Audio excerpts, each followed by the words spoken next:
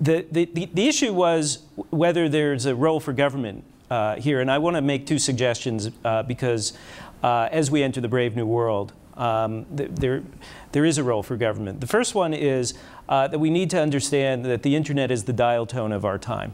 Okay, and in that the same way in the 1930s, when the telephone was spreading, but not spreading to everyone, we instituted under the Universal Service Act the idea that we would subsidize delivery of dial tone to poor people in rural areas. And today, we need to do the same thing in terms of affordable high-speed broadband so that everybody can be connected. Government's role is equal access to this vital infrastructure. The second one is that on this problem of authority, government is actually a repository of a tremendous amount of authoritative data. And whether it's the data of who's trying to get what out of government or what they're getting, who's trying to influence government, sunlight is the best of disinfectants, as my friends at the Sunlight Foundation like to say. And that government needs to move into the 21st century and stop hoarding information. After all, we paid for this information.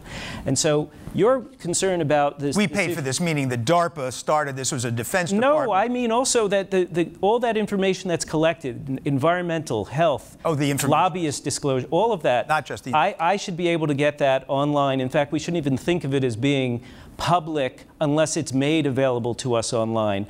And so and I make this point because I think that the problem which you're raising, I don't disagree. It is disconcerting to have to deal with people who believe that Barack Obama is not an American citizen and what to do about that. But I don't think the answer is to somehow regulate speech or put the bad speech in a corner somewhere. The way we deal with bad speech is with better speech and more speech and authoritative information. There are plenty of sources for it.